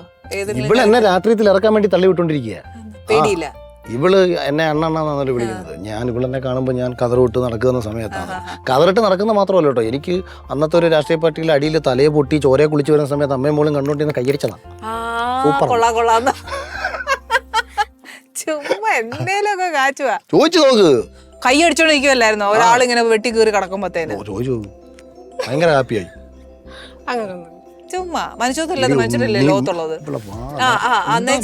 അപ്പൊ രാഷ്ട്രീയത്തിൽ ഇറങ്ങുന്ന ഇഷ്ടമാണോ? എനിക്ക് രാഷ്ട്രീയക്കാരനായിട്ട് കാണാൻ ഇഷ്ടം. എനിക്ക് എന്താ പറയുക, അത്ര ഒരു കറേജിയസും ഭയങ്കര മാൻലി ആറ്റിറ്റ്യൂഡ് ഉള്ള ഒരാളാണ്. അപ്പം അതുകൊണ്ട് തന്നെ ഇപ്പം മറ്റൊരാൾക്ക് വേണ്ടിയിട്ട് നിൽക്കാനോ അല്ലെങ്കിൽ ഒരു ഫ്ലേവറിസം കാണിച്ച് നിൽക്കാനോ അല്ലെങ്കിൽ ഇങ്ങനെ ചെയ്താൽ മോശമായി പോവല്ലോ എന്നൊന്നും നോക്കാതെ ആ ഒരു പുള്ളിക്ക് ശരിയും ഭയങ്കര സ്ട്രേറ്റ് ഫോർവേഡ് ആയിട്ടുള്ള സംസാരവും പ്രവൃത്തിയും അതുപോലാണ്. വീട്ടിലും അങ്ങനെയാണോ? ഭയങ്കര സ്ട്രേറ്റ് ഫോർവേഡ്? ഞാനാണ് അത് വിട്ടുകൊടുക്കുക. വീട്ടില് ഞങ്ങള് ലൈൻ ആൻഡ് ലൈനസ് ആണ്. എന്ന് വെച്ചാൽ ആണെങ്കിലും അത് ചേച്ചി വീഡിയോ കണ്ടിട്ടില്ലേ, സിംഹത്തിന്റെയും സിംഹിണികളുടെയും വീഡിയോ കണ്ടിട്ടില്ലേ? ഈ സിംഹിണികൾ സിംഹത്തെ ഇങ്ങനെ അടിച്ചമർത്തിക്കൊണ്ടേയിരിക്കും. സിംഹത്തിന് പുറത്തേ ഉള്ളൂ അലർച്ച, അകത്ത് അലറാൻ നമുക്ക് അനുവാദം ഇല്ല. അപ്പൊ ശരിക്കും ഞങ്ങളൊക്കെ വിചാരിച്ചിരിക്കുന്ന അഖിലിന് ഭയങ്കര തൻ്റെയുള്ള ഒരു വ്യക്തിയാണ്. അറ്റ്ലീസ്റ്റ് ഞാൻ എപ്പോഴും ശ്രദ്ധിച്ചൊരു പ്ലസ് പോയിന്റ് എന്നറിയാം, അഖിൽ ഒരിക്കലും ഒന്നിനെ പറ്റി ബോധേഡ് അല്ല. ഫോർ എക്സാമ്പിൾ ഇപ്പോൾ സോഷ്യൽ മീഡിയ അല്ലെങ്കിൽ വേറൊരാളെ കുറിച്ച് എന്തെങ്കിലും പറഞ്ഞാൽ അയാളുടെ തെറ്റോ ശരിയോ വാട്ട് എവർ മേ ബി, പക്ഷെ അഖിലിനെ സംബന്ധിച്ച് അങ്ങനെ ഒരു ഫീലിംഗ് ഇല്ല. തൻ്റെ ഇടം എങ്ങനെയാ കുഞ്ഞുനാൾ മുതലാണ്? നമ്മുടെ കൃഷ്ണൻ ഗീതയെ പറഞ്ഞിട്ടില്ലേ, കർമ്മണ്യവാദികാരസ്യ മാ ഫലേഷു കഥാചന എന്നല്ലേ പറഞ്ഞിരിക്കുന്നത്. അപ്പം ഇതെല്ലാം നമ്മുടെ കർമ്മത്തിൻ്റെ, ഇതെല്ലാം ഒരു കർമ്മമാണല്ലോ. ഇപ്പം നമ്മളൊരു വിഷയത്തെ എതിർക്കുക അല്ലെങ്കിൽ അനുകൂലിക്കുക അല്ലെങ്കിൽ എന്തെങ്കിലും ഒരു അഭിപ്രായം പറയുക, അതെൻ്റെ ഒരു കർമ്മമായിട്ട് വരുമ്പോൾ അതാണ് എന്നെ പിന്നീട് ഞാനാക്കി മാറ്റുന്നത്. അഖിലിന് ശരിക്കും വർത്താനം പറയുമ്പോഴല്ലോ ഞാൻ എപ്പോഴും ശ്രദ്ധിച്ചിരിക്കുന്നില്ല, അഖിൽ ഭയങ്കര അപ്ഡേറ്റഡ് ആണ്. അത് മാത്രമല്ല അങ്ങ് ഒത്തിരി അങ്ങ് ഓക്കെ ആക്കുക എന്നല്ല, പക്ഷെ എന്നാലും സത്യമായിട്ട് തന്നെ പറയണമല്ലോ. ഞാൻ സത്യമേ പറയുള്ളൂ. അതുകൊണ്ട് പറയുക, എന്നാ ഒരു വിഷയത്തെക്കുറിച്ച് വർത്താനം പറഞ്ഞാലും ഭയങ്കര നോളജോടെ വർത്താനം പറഞ്ഞാൽ അതെങ്ങനെ അപ്ഡേറ്റ് ആക്കുന്നത് ഞങ്ങൾക്കും ഒന്ന് പഠിക്കാൻ വേണ്ടി. നമ്മൾ അപ്ഡേറ്റ് ആയ കാര്യങ്ങളെ കുറിച്ച് മാത്രം സംസാരിക്കുക. നമ്മൾ സംസാരിക്കുന്ന കാര്യങ്ങൾ ശരിയാണെന്ന് ആൾക്കാർക്ക് തോന്നുന്നത് എനിക്കറിയാവുന്ന കാര്യങ്ങൾ ഞാൻ സംസാരിക്കുന്നുണ്ടാണ്. അറിഞ്ഞൂടാത്ത കാര്യത്തിൽ നിശബ്ദത പാലിച്ചാൽ മതി. എന്ത് വിഷയത്തെക്കുറിച്ച് സംസാരിച്ചോ ആ വിഷയത്തെക്കുറിച്ച് പഠിക്കുക. പിന്നെ കള്ളം പറയാതിരിക്കുക. താൽക്കാലികമായിട്ട് ജയിക്കാൻ വേണ്ടി കള്ളം പറയുന്നതിനെക്കാട്ടി നല്ലത് പറഞ്ഞത് അബദ്ധമാണെന്നുണ്ടെങ്കിൽ തുറന്നങ്ങ് സമ്മതിക്കുക. അപ്പൊ പിന്നെ ജനം അത് അക്സെപ്റ്റ് ചെയ്യും. നമ്മൾ ഇതിന്റെ മുകളിൽ കിടന്ന് ഉരുണ്ട് പെരണ്ട് കളിക്കുമ്പോൾ ജനത്തിന് അത് മനസ്സിലാവും. അപ്പം നമ്മൾ പറയുന്ന കള്ളത്തരമെന്ന് ഫീൽ വരും. ഞാൻ അതൊന്നും പൊതുവെ ചെയ്യാറില്ല. ഓക്കെ, അത് നല്ലൊരു കാര്യമല്ലേ. നമ്മൾ ഏത് ചെയ്യുന്നോ അതിനെക്കുറിച്ച് ഒന്ന് അറിവ് സമ്പാദിച്ചിട്ട് പോയി സംസാരിക്കുക എന്നുള്ളത്. പണ്ട് ഞാൻ ബിഗ് ബോസിനെ പറ്റി കുറ്റം പറഞ്ഞിട്ടുണ്ടായിരുന്നു. ആക്ച്വലി ഞാൻ ബിഗ് ബോസ് കണ്ടിട്ടില്ല, ഞാൻ കാണാത്തൊരു ഷോയാണ്. ഞാൻ ആ ഷോയെ റീഡ് ചെയ്തത് ആ ഷോയുടെ പുറത്തുള്ള ചില ആൾക്കാരുടെ ആക്ടിവിറ്റി വെച്ചിട്ടാണ്. അപ്പോൾ എന്നോട് ഇതിലേക്ക് പോകുന്നു നിൽക്കുമ്പോൾ നമ്മൾ ഓട്ടോമാറ്റിക്കലി നമുക്ക് താല്പര്യമില്ലെന്ന് പറയും. അല്ല, അപ്പൊ ശരിക്കും ആക്കിൽ നമ്മളിപ്പോൾ ഓരോ തീരുമാനം എടുത്തിട്ട് ഇപ്പൊ സപ്പോസ് ഫോർ എക്സാമ്പിൾ ഇപ്പൊ തന്നെ പറഞ്ഞ ഒരു സ്ഥലത്ത് വരില്ല, നമ്മൾ ഓപ്പൺ ആയിട്ട് പറയുകയാണ്. ബട്ട് സ്റ്റിൽ അത് കമ്പയർ ചെയ്ത് ഇന്ന കാരണം കൊണ്ടാണ് വരുന്നതെന്ന് പറയാം. പക്ഷെ അഖിലിന് ഒരിക്കലും തോന്നിയിട്ടില്ലല്ലോ അയാളോട് അങ്ങനെ പറയാൻ പാടില്ല എന്ന ഫീലിംഗ് നമുക്ക് ചില സിറ്റുവേഷൻസ് ഉണ്ടാവില്ലേ? ഞാൻ അങ്ങനൊന്നും ചേച്ചി. ഞാനത് ബിഗ് ബോസ് ഒക്കെ കഴിഞ്ഞ് വന്ന് ഏഷ്യാനെറ്റിൽ വലിയൊരു പ്രോഗ്രാമിനകത്ത് പോയിട്ട് എനിക്ക് അവിടുത്തെ പല കാര്യങ്ങളും വർക്കാവാതെ വന്നപ്പോൾ ഞാൻ പറഞ്ഞു, ദയവ് ചെയ്ത് ചാടിക്കളിക്കടാ കുട്ടിരാമ എന്ന് പറഞ്ഞിട്ട് നിങ്ങൾ എന്നെ വിളിക്കരുത്. ഞാൻ ചാടിക്കളിക്കത്തില്ല, ഞാൻ നിങ്ങളുടെ കയ്യിൽ കിടന്ന് കറങ്ങുന്ന കുട്ടിരാമനും. അതുകൊണ്ട് ഒരുപാട് നമ്മൾ ഉണ്ടാവും. പക്ഷെ വ്യക്തിത്വം ഉണ്ടാവും. അതുണ്ട്, നമുക്ക് വ്യക്തിത്വം ഉണ്ടാവും. നാളെ ഇതേ ഇപ്പം ഞാൻ പറഞ്ഞില്ല, ഞാനിപ്പം ചേച്ചി ഇങ്ങനെ ചോദിച്ചുകൊണ്ട് പറയാണ്, ഇപ്പം ചാനലിലെ ചില എന്നെ ഞാനാക്കിയൊരു ചാനലാണ്. പക്ഷേ ആ ചാനലിൽ നടന്ന ചില പ്രശ്നങ്ങൾ ഞാൻ ചൂണ്ടിക്കാണിക്കുകയും ബിഗ് ബോസിൽ ഒരിക്കലും എന്നെ പിന്നീട് കയറ്റില്ല എന്നൊക്കെ പറയുമ്പോഴും നമ്മൾ നമ്മളായിട്ട് നിൽക്കുകയും നമ്മൾ സർവൈവ് ചെയ്ത് നിൽക്കുകയും നമ്മൾ പറയുന്നത് ശരിയാണെന്ന് അവർ തിരിച്ചറിയുകയും ചെയ്തുകൊണ്ട് ഞാൻ കഴിഞ്ഞ ബിഗ് ബോസിനകത്ത് ഗസ്റ്റായിട്ട് ഞാൻ പോയിരുന്നു എൻ്റെ സിനിമയുടെ പ്രൊമോഷൻ്റെ ഭാഗമായിട്ട്. അപ്പോൾ ഷായ് സാർ എന്നെ വിളിച്ച് ചോദിച്ചു, അത് നല്ല കാര്യമാക്കില്ലേ, ഒരുപാട് സന്തോഷം. അപ്പം പക്ഷേ നമ്മൾ ഒരിക്കൽ റൈസ് ചെയ്ത വിഷയം ശരിയാണെന്ന് വന്നാൽ മതി ചേച്ചി. ഇപ്പം നമ്മൾ ഞാനിപ്പോൾ ചേച്ചി ഒരു തെറ്റ് ചെയ്താൽ അത് പെട്ടെന്ന് ചൂണ്ടിക്കാണിക്കുമ്പോൾ ചേച്ചിക്ക് ഇഷ്ടപ്പെടത്തില്ല. മേ ബി കുറച്ച് ദിവസം കഴിയുമ്പോഴത്തേക്ക് ചേച്ചി ചിന്തിക്കും, ശരിയാണല്ലോ. ഞാൻ പ്രതിപക്ഷ നേതാവിനെ ഭയങ്കരമായി വിമർശിച്ചുകൊണ്ട് ഇൻ്റർവ്യൂവിലും സംസാരിച്ചു. ഭയങ്കരമായിട്ട് വിമർശിച്ചെന്ന് വെച്ചാൽ ഞാൻ നല്ല ആക്ഷേപിച്ച് സംസാരിച്ചു. അത് കഴിഞ്ഞിട്ട് ഇദ്ദേഹം എന്നെ ഒരു പരിപാടിക്ക് വിളിച്ചു. അപ്പോൾ എനിക്കൊരു സംശയം, എൻ്റെ വീഡിയോ കണ്ടു കാണത്തില്ല. ഞാൻ ഇരുന്നിട്ട് പതുക്കെ ചോദിച്ചു, സാറിനെ നമുക്ക് പറയാതിരിക്കാൻ പറ്റത്തില്ലല്ലോ. ഇനി ഞാൻ പോയി കഴിയുമ്പോൾ ഒരുത്തം വന്നിട്ട് പറയണം, സാറെന്തിനാ അവനെ വിളിച്ചത്, അവൻ സാറിനെ ഭയങ്കര വിമർശിച്ചൊക്കെ സംസാരിച്ച കക്ഷിയാണല്ലോ എന്ന് പറയും. അപ്പം ഞാൻ പുള്ളിയോട് പോയി ചോദിച്ചു. അപ്പം പുള്ളി പറഞ്ഞു, അത് കേട്ടിട്ടാണ് വിളിച്ചത്. ആ കാര്യം ഞാൻ പറഞ്ഞത് ശരിയാണെന്ന് പുള്ളിക്ക് മനസ്സിലായി. അപ്പം അതിന് ശേഷം ഞാൻ നോക്കിയിട്ടുണ്ട്, ഒരു പക്ഷേ അന്ന് ഞാൻ ചൂണ്ടിക്കാണിച്ച കുറച്ചുകൂടെ ജനകീയനായി തന്നെ വി.ഡി. സതീശൻ എന്ന് പറയുന്ന പ്രതിപക്ഷ നേതാവ് മുന്നോട്ട് പോയാൽ അദ്ദേഹത്തിന് വലിയ സ്വീകാര്യത കിട്ടും എന്നുള്ളത് ഒരു ഇൻസിഡൻറ്റ് കാര്യത്തെ ചൂണ്ടിക്കാണിച്ചുകൊണ്ടാണ് ഞാൻ വിമർശിച്ചത്. അത് അദ്ദേഹത്തിന് ശരിയെന്ന് തോന്നി. അദ്ദേഹത്തിനെ ഇഷ്ടപ്പെടുന്നവരൊക്കെ എന്നെ ആ സമയത്ത് വിമർശിച്ചു, പക്ഷേ അദ്ദേഹത്തിന് അത് ശരിയെന്ന് തോന്നി. അതാണ് ക്വാളിറ്റി. ഇപ്പോൾ ഈ ഷോയുടെ ഒരു അഭിപ്രായം ഒരു പ്രേക്ഷകൻ പങ്കുവെച്ചു, ചിലപ്പോൾ നമ്മളെ പരിഹസിക്കാൻ പങ്കുവയ്ക്കും, മോശം പറയാം അല്ലെങ്കിൽ ആക്ഷേപിക്കുക എന്ന ലക്ഷ്യത്തിൽ പങ്കുവയ്ക്കും, അത് നമ്മൾ മൈൻഡ് ചെയ്യേണ്ട. പക്ഷേ നമ്മളെ ഇഷ്ടമാണ്, ആനി ചേച്ചി ഇഷ്ടമാണ്, ഈ ഷോ കാണുന്നൊരു പ്രേക്ഷകനാണ്, അവർ ഇന്നലെ അവരെ കണ്ട് ഇഷ്ടപ്പെട്ടതിൽ നിന്ന് വ്യത്യസ്തമായിട്ടൊരു സംഭവം വന്നാൽ അതിനകത്തൊരു ജെനുവിനിറ്റി ഇല്ലേ എന്ന് നമ്മൾ ചിന്തിക്കുന്നിടത്താണ് നമ്മുടെ ക്വാളിറ്റി. അത് കറക്റ്റ്. അതേസമയം നമ്മൾ ഇവൻ ആരടാ ഇതൊക്കെ പറയുന്നത് പറഞ്ഞിട്ട് കാര്യമില്ല. അഖിലിനെ എവിടെ വെച്ചാ ഫസ്റ്റ് ടൈം കാണുന്നത്? ഗണപതി അമ്പലത്തിൽ വെച്ച്. അപ്പൊ ഫസ്റ്റ് അത് കുറെ ഓടി, അത് എല്ലാവർക്കും അറിയാം. അല്ല, ഞങ്ങള് കേട്ടിട്ടില്ല. ഞാനും എന്റെ പ്രേക്ഷകര് പാവ അമ്മമാരൊക്കെ, അമ്മമാരൊന്നും അധികം കേട്ടിട്ടില്ല. അവിടെ വെച്ച് കണ്ടപ്പം ഇഷ്ടമായിരുന്നു, അത് ജസ്റ്റ് ഒരു ഫ്രണ്ട് ആയിട്ട് കണ്ടെന്നേ ഉള്ളൂ, അത്രേ ഉള്ളൂ. പിന്നെ ആരാ ഐ ലവ് യു പറഞ്ഞു? കണ്ടപ്പം ഒന്ന് സ്ട്രൈക്ക് ആയി. അല്ല, അണ്ണന് അത് സ്ട്രൈക്ക് ആയി. അതിനകത്തൊരു ഭയങ്കര കഥയുണ്ട് ചേച്ചി. എനിക്കൊരു പഴയ പ്രണയം ഉണ്ടായിരുന്നു. അത് പോയതിന് ശേഷം ഞാൻ ഇങ്ങനെ ദുഃഖിച്ച് നിൽക്കുമായിരുന്നു. അത് പോവല്ലോ, സ്വാഭാവികം. അപ്പം ഞാൻ അല്ല അതല്ല, അതിങ്ങനെ പല കാരണങ്ങളുണ്ട്. ഞാൻ പറയാം അതിനുശേഷം കല്യാണമൊക്കെ കഴിക്കണോ അതോ ഇങ്ങനെ ഫുൾ ടൈം രാഷ്ട്രീയ പ്രവർത്തനം, ആരും പേടിക്കാതൊക്കെ ജീവിക്കണമെങ്കിൽ ഈ വിവാഹമൊന്നും വേണ്ട. അപ്പം അങ്ങനെയൊക്കെ ഇങ്ങനെ ചിന്തിച്ച് നടക്കുന്ന സമയത്ത് ഞാനിങ്ങനെ ഗണപതി അമ്പലത്തിൽ വെച്ചിട്ട് എൻ്റെ ഒരു സുഹൃത്തിനോട് പറയുന്നുണ്ട്, എനിക്ക് ഗണപതി ഞാൻ കെട്ടാൻ പോകുന്ന ആളെ കാണിച്ചു തരും. ഇങ്ങനെ ഞാൻ കൊട്ടാര മഹാഗണപതി ഭക്തനാണ്. അപ്പം ആകെ ഞാൻ പോകും, അതെന്ന് വെച്ചാൽ ആനയെ സ്വപ്നം കാണുമായിരുന്നു. ഈ ആനയെ റെഗുലറായിട്ട് സ്വപ്നം കണ്ട് ആന എന്നെ ചവിട്ടിക്കൊല്ലുന്ന കണ്ട് പേടിച്ചിട്ടാണ് അമ്പലത്തിൽ പോകാൻ തുടങ്ങിയത്. അതിനുശേഷം സ്വപ്നം കാണാൻ കുറഞ്ഞു. പിന്നെ എൻ്റെ നക്ഷത്രം പൂയമാണ്. അപ്പം മുരുകൻ തൈപ്പൂയൊക്കെ മുരുകൻ്റെ നക്ഷത്രം പൂയമല്ലെന്ന് പറയുന്നു. രണ്ടായാലും ഒരു കണക്ഷൻ ഞങ്ങൾക്കിടയിലുണ്ടെന്ന് പറയുന്നു. അപ്പം ഞാനിത് നേരത്തെ പറയുന്നുണ്ട് എൻ്റെ സുഹൃത്തുക്കളടുത്ത്, ഗണപതി കാണിച്ചു തരും. അപ്പം ഞങ്ങളിങ്ങനെ അവിചാരിതമായിട്ട് പ്രാർത്ഥിച്ചുകൊണ്ടിരിക്കും, അപ്പുറവും ഇപ്പുറവും ഞങ്ങളൊന്ന് പ്രാർത്ഥിക്കുന്നു. അപ്പം ഞാൻ മുടി ഫുള്ള് വളർത്തിയിട്ടേക്ക് എൻ്റെ ബാക്കിൽ. അപ്പം ഇവള് നേരത്തെ മുടി വളർത്തിയ ആരെയോ സ്വപ്നം കണ്ടിട്ടുണ്ട്. അങ്ങനെ ഞാൻ ഒരു മാസം കൊണ്ട് അങ്ങ് സ്വപ്നം കാണുക. അവള് പറയുന്നുണ്ട്. അപ്പൊ ആ കാര്യം ഞാൻ അവിടെ ഗണപതിയുടെ മുമ്പിൽ വന്നിരുന്ന് അങ്ങ് ചോദിക്കുക, ആരാ ഗണപതി, മുഖം ഒന്ന് കാണില്ല, പുറകെ കാണിക്കുന്നുള്ളൂ, ഒന്ന് തിരി. അപ്പൊ ഇവള് ഈ സ്വപ്നം കാണുന്നുണ്ട്. ഇവളുടെ അടുത്താണ് ഞാൻ വന്ന് നിന്നത്. അപ്പൊ ഇവൾ എന്നെ നോക്കി. അപ്പൊ നമ്മുടെ അടുത്ത് സ്വാഭാവികമായിട്ട് ഒരു 18 വയസ്സുള്ള പെണ്ണ് വന്ന് നമ്മളെ എനിക്ക് ഓർമ്മയുണ്ട്. അല്ല, ഇത് നേരിട്ട് കണ്ടേ. അല്ല, ഈ സ്വപ്നത്തെ റിയാലിറ്റി കാണുവാണല്ലോ. അപ്പം അയ്യപ്പന്റെ ഫ്രണ്ട് നിൽക്കുമ്പോഴാണ് അയ്യപ്പ സൈഡ് ഇതുണ്ടല്ലോ, അയ്യപ്പനെ തൊഴുന്നു, ഞാൻ ഗണപതിയെ തൊഴുന്നു. അല്ലല്ല, നീ അയ്യപ്പത്തിന്റെ ലെഫ്റ്റ് സൈഡില്, ഞാൻ ആ സെയിം ഗണപതിയെ തൊഴുത്തോണ്ടിരിക്കുക. നിങ്ങൾ അവിടെ നടന്നു വന്നപ്പോഴാണ് എന്തോ. അപ്പം പക്ഷെ എൻ്റെ അടുത്ത് ഞാൻ ഇവിടെ ശ്രദ്ധിക്കുന്നത്, എൻ്റെ അടുത്ത് വന്ന് എന്നെ ഇങ്ങനെ ഒരു പെൺകുട്ടി നോക്കുന്നതായിട്ട് ശ്രദ്ധിക്കുന്നു. അപ്പോഴും ഞങ്ങൾ മിണ്ടിയെ കറിയൊന്നും ചെയ്യില്ല. അതിനുശേഷം ഇവരുടെ അമ്മ ഇവരുടെ ഒരു കേസുമായി ബന്ധപ്പെട്ട് ഇവരുടെ ഒരു വീടിൻ്റെ പണി മുടങ്ങി കിടക്കുന്നു. അപ്പോൾ ഞാനില്ല, ഇങ്ങനെ നാട്ടിൽ അത്യാവശ്യം ചട്ടമ്പിയായിട്ട് നടക്കുമെന്നല്ലോ. അപ്പം ഇവരുടെ അമ്മ വക്കീൽ വന്നല്ലോ. അപ്പോൾ എന്നെ ബന്ധപ്പെടുന്നു. അങ്ങനെ ഞാൻ ഇവരെ കാണാൻ വേണ്ടി വീട്ടിൽ ചെല്ലുമ്പോഴാണ് ഇവളാണ് വഴി പറഞ്ഞു തരാൻ വേണ്ടി ഫ്രണ്ടിൽ വന്നിരിക്കുന്നത്. അങ്ങനെ ഞങ്ങൾ വീട്ടിൽ കയറി പോന്നു, അങ്ങനെ പരിചയപ്പെടുന്നു. പിന്നെ ഈ ഇവളുടെ അമ്മ ഇരുന്നിട്ട് ആ പയ്യൻ കൊള്ളാം, അവനെ നമുക്ക് മരുമോനാക്കണം, അങ്ങനെയൊക്കെ പറഞ്ഞു അവരുടെ പ്ലാൻ. ഭയങ്കര ദീർഘവീക്ഷണമുള്ള മറ്റേ ക്രാന്ത ദാർശനികതയുടെ അങ്ങേ അഷ്ടമായുള്ള അമ്മ. അല്ലെങ്കിൽ പിന്നെ അന്ന് തെണ്ടിത്തിരിഞ്ഞ് ഒരു ഗതിയും പരഗതിയില്ലാതെ 2000 രൂപ ഒരു മാസം CC അടയ്ക്കാൻ എൻ്റെ പൈസ ഇല്ല. 8 മാസമായിട്ട് ഞാൻ CC അടച്ചിട്ടില്ല ഒരു വണ്ടിക്ക്.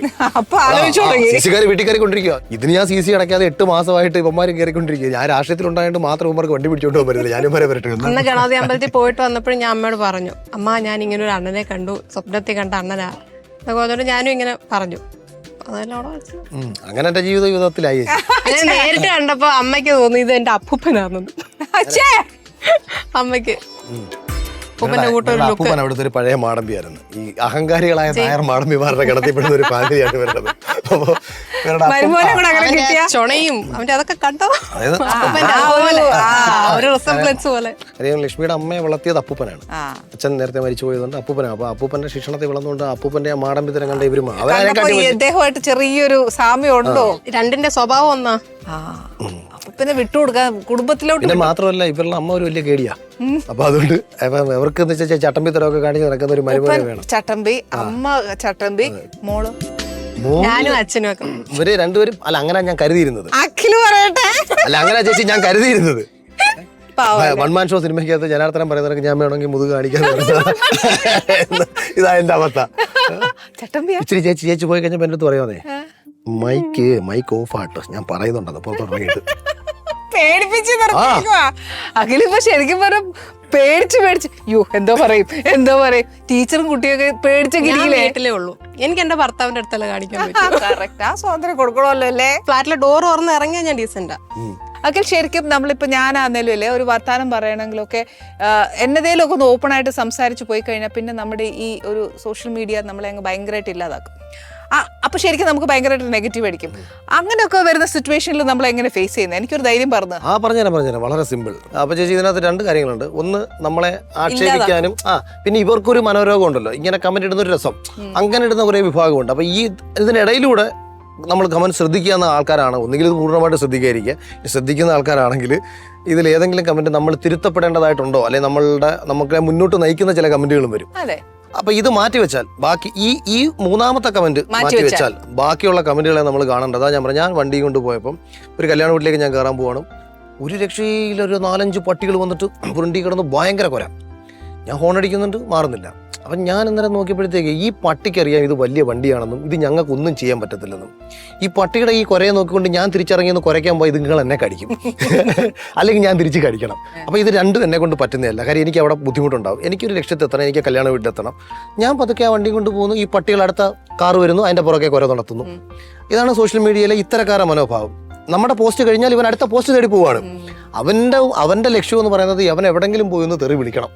അതാണ് അവൻ്റെ മനോഭാവം. നമ്മൾ അത്തരക്കാരെ നമ്മൾ മൈൻഡ് ചെയ്യാതിരിക്കുക. കാരണം ഇവരാരും ജീവിതത്തിൽ, ഞാൻ എന്നിട്ട് ഒരു ദിവസം ഇത്തരം, അതായത് മറ്റു പല ആൾക്കാരും എന്നോട് ഈ കമൻറ്റ് സെക്ഷനെ കുറിച്ച് പറയും. ഇപ്പം എല്ലാവരുടെയും ബുദ്ധിമുട്ട് എന്താണെന്ന് വെച്ചാൽ കമൻറ്റ് സെക്ഷനിൽ വരുന്ന അഭിപ്രായമാണ് ഒരു പൊതുജന അഭിപ്രായം എന്ന് പറയും.